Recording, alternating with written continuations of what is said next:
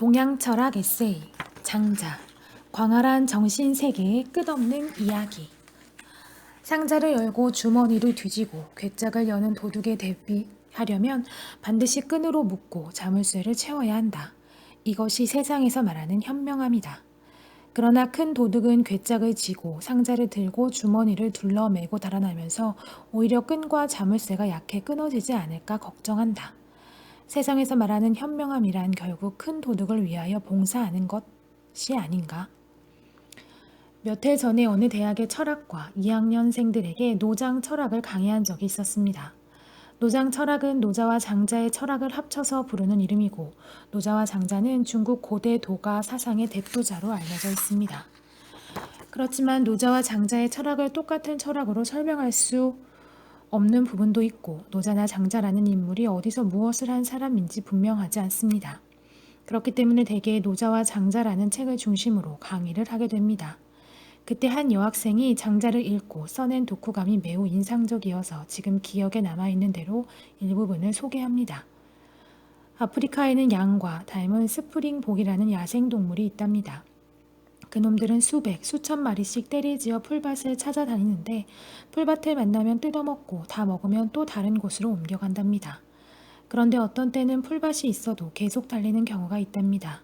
그건 앞쪽에서 풀을 죄다 뜯어먹어버려 먹을 게 없어진 뒷놈들이 앞에 가는 놈들을 밀어붙이기 때문이랍니다. 한번 달리기 시작하면 점점 더 빨라져 새로운 풀밭이 나타나도 먹지 못하고 때를 지어 계속 달리다가 낭떠러지에 떨어져 한꺼번에 몰살하는 수도 있답니다. 장자의 눈으로 우리 현대인들을 본다면 바로 이 스프링복이라는 양떼와 같지 않을까 하는 생각이 듭니다. 선생님께서는 어떻게 생각하시는지요? 우리는 날마다 바쁘게 달리고 있습니다. 우리가 무엇 때문에 이토록 바쁘게 살아야 하는지 알고 있는 사람은 얼마 되지 않을 것이고 대부분은 이런 생각을 할 여유조차 없는 것 같습니다. 우리가 장자와 함께 산에 오르면 이런 대화를 하게 될지도 모릅니다. 저 아래 차들과 사람들을 보게 분주히 무엇인가를 쫓아다니지 않는가? 저들이 무엇을 찾고 있는지 알겠는가? 저 사람들은 가족의 생계를 책임지고 회사를 위해 열심히 일하며 나라의 장래를 걱정하여 바쁘게 뛰고 있습니다. 벌건 돈으로 권력과 명예와 부와 사치양락을 쫓는 자들도 있겠지만 저나 선생님처럼 실업자가 되어 산기슭이나 어슬렁거리는 것보다는 부지런히 살아가는 게 좋지 않습니까? 답을 모르면 모른다고 할 것이지 왜 딴소리를 하는가? 나도 실업자가 되고 싶어서 된 것은 아닐세. 그건 그렇고 나는 저 사람들이 저렇게 바삐 찾아다니는 것이 무엇인지 안다네. 저들은 매우 소중한 것을 잃어버린 게 분명해. 그러니까 열심히 찾아다니는 것 아니겠나. 그런데 저 사람들은 너무 바빠서 이제 자기가 잃어버린 것이 무엇인지도 잘 모르는 것 같아. 우리가 잃어버린 것, 도. 도는 길입니다. 길은 사람들이 다니는 곳입니다. 그러므로 사람들이 다니면 길입니다. 그래서 공자는 사람이 길을 넓히지 길이 사람을 넓히는 것이 아니다 라고 했습니다. 사람이 길 아닌 곳으로 가면 가시덩굴이나 진흙탕에 빠져 고생하게 됩니다. 그래서 사람은 길로 가야 합니다. 사람이 마땅히 가야 하는 길이 있습니다. 그것이 인간의 도리입니다. 요즘은 인도보다 차도 이야기를 많이 합니다. 사람이 갈 길에 차들이 점점 쳐들어와 인도가 차도가 됩니다. 그래서 우리는 인도를 잃어가고 있습니다. 공자가 말한 인도는 효제 충신이었습니다. 공자는 이렇게 생각했습니다. 사람은 부모에게 효도하고 윗사람을 공경하며 스스로 최선을 다해야 하고 남에게 믿어워야 한다. 이 인도를 잘 닦으면 어진 사람이 된다. 어진 사람은 사람다운 사람이고 남과 공감할 수 있는 사람이다. 남의 감정과 고통과 의도를 이해하지 못하는 사람과는 인도에 대해 말할 수 없다. 그러므로 이는 모든 도덕의 근원이다. 차는 사람이 몰고 가는 것이므로 차도도 결국 인도입니다. 공자는 어진 사람이면 차를 타도 좋다고 생각했습니다. 비바람이 치는 날 막 뒤집힐 듯한 우산을 요리조리 가누면서 인도로 걸어가는 사람과 자가용 뒷자리에 편안히 앉아 음악을 들으며 차도로 가는 사람을 상상해 봅시다. 얼마나 불공평합니까? 그러나 공자는 차 안에 앉아있는 사람이 걸어가는 사람에게 흙탕물을 튀기지 않도록 주의하는 정도의 배려만 있다면 이런 불평등은 문제되지 않는다고 합니다.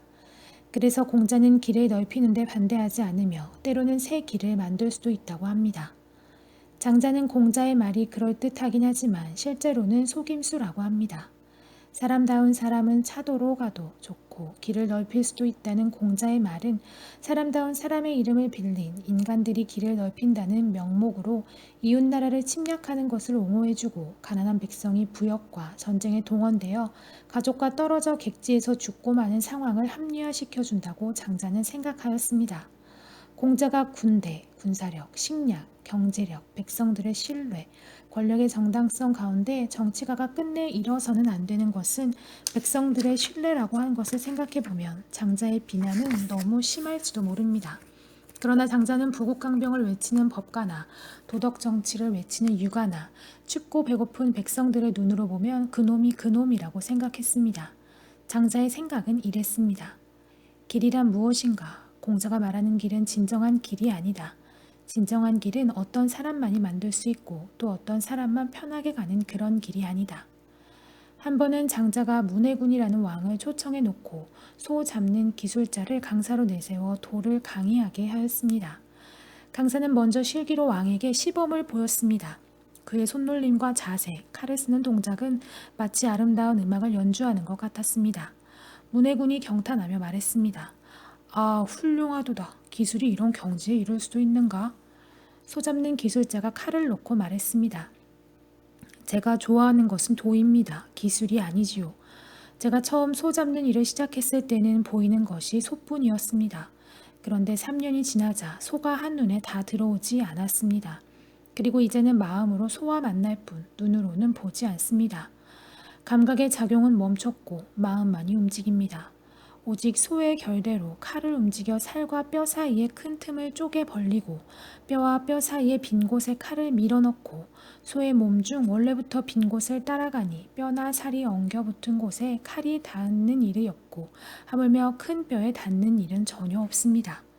솜씨 좋은 사람도 해마다 칼을 바꾸는데 그것은 살이 엉긴 곳을 베기 때문입니다. 보통의 백정은 다달이 칼을 바꾸는데 그것은 뼈를 자르기 때문입니다. 그러나 저의 칼은 지금 19년이 되었습니다. 잡은 소는 수천 마리가 됩니다. 그런데도 칼날은 금방 숫돌에 갈아낸 것 같습니다. 원래 소의 뼈마디 사이에는 빈틈이 있고 칼날에는 두께가 없습니다. 두께가 없는 것을 틈이 있는 곳에 집어넣으니 거기에는 자연히 넉넉하고 넓어 아무리 칼날을 휘저어도 반드시 남는 구석이 있기 마련입니다. 그래서 19년이나 쓴 칼날이 아직도 금방 숫돌에 갈아낸 것 같죠. 하지만 살과 뼈가 얽히고 설킨 곳에서는 저 역시 어려워집니다. 두렵고 조심스럽기만 하고 눈이 한 곳에 고정되어 손놀림이 더뎌집니다. 따라서 칼의 움직임도 매우 미묘해집니다. 그래서 찢고 벌려 다 가르고 발라내면 마치 흙덩이가 땅에 쌓이듯 고깃덩이가 쌓이는 것입니다. 그제서야 비로소 저는 칼을 들고 서서 사방을 돌아보며 흐뭇해합니다. 그리고는 칼을 닦아 넣어두지요. 정말 훌륭하다. 나는 그대의 말을 듣고 비로소 양생의 비결을 알았다. 위의 예화는 이렇게 말하고 있습니다. 도는 빈 것이다. 그것은 무이다. 그러므로 만물을 낳고 표용할 수 있다. 만물 중 하나인 인간은 도를 따라야 한다. 도를 벗어나면 오직 스스로를 상할 뿐이다. 도를 따르지 않고 쓴 칼날이 무디어지듯이. 도는 원래 그런 것이고 인간이 이렇게 저렇게 넓힐 수 있는 것이 아니다. 유가에서 말하는 도는 자기들이 지어낸 도이다. 그들은 이것이 사람이 갈 길이다 하고 가르치지만 도는 이것이다 하고 말할 수 없는 것이다. 도는 말할 수도 없고 볼 수도 없고 만질 수도 없는 것이다. 도는 감각과 사유로 알 수 없다. 장자에는 혼돈의 죽음이라는 유명한 이야기가 나옵니다. 남쪽 바다의 황제는 쑥이고 북쪽 바다의 황제는 홀이며 중앙 땅의 황제는 혼돈이다. 쑥과 홀이 때로 혼돈의 땅에서 만나 혼돈이 극진히 대접해 주었다. 쑥과 홀은 혼돈의 덕에 어떻게 보답할까 의논한 끝에 이렇게 결정했다. 사람은 모두 7구멍이 있어 보고 듣고 먹고 숨쉬는데 혼돈은 홀로 이것이 없으니 우리가 뚫어주세. 그리하여 날마다 한 구멍씩 뚫었는데 일주일째 혼돈은 죽고 말았다. 도는 우리의 감각으로 알아낼 수 있는 것이 아닙니다. 사람의 오관은 각기 외부 사물의 모양과 색깔, 냄새, 맛, 촉감을 받아들이지만 도는 오관에 잡히지 않습니다. 그래서 장자는 귀로 듣지 말고 마음으로 들어라. 마음으로 듣지 말고 귀로 들어라 하고 말했습니다. 감각뿐만 아니라 생각으로도 도를 완전히 알 수 없습니다. 그렇다면 장자는 무엇을 위해 도를 가르친 것일까요? 우리의 삶은 유한하고 알아야 할 것은 무한하다. 유한한 것으로 무한한 것을 쫓는 일은 위태로울 뿐이다. 그럼에도 스스로 알았다고 여기는 것은 더욱 위태롭다. 착한 일을 하더라도 유명해지지 말고 나쁜 짓을 하더라도 형벌에 걸리지는 말라. 중도를 기준으로 삼으면 몸을 상하지 않고 생긴 대로 자기를 실현할 수 있으며 부모를 잘 모실 수 있고 타고난 수명을 다할 수 있다. 장자는 통이 커서 별을 따다 공기놀이를 하는 이야기나 길을 타고 우주여행을 하는 이야기만 할 줄 알았는데 이 이야기는 너무 자잘합니다. 겨우 몸 다치지 말고 오래 살자는 이야기 아닙니까? 젊은 남자들이 군대 갈 때 어른들이 한결같이 충고하는 말과 다를 게 없습니다. 건강이 제일이다. 몸 조심하거라. 앞에 나서지 말고 뒤에 처지지도 마라. 그저 중간만 가라. 이런 이야기는 철학이라기보다는 비굴하고 교활한 처세술 정도로 보입니다.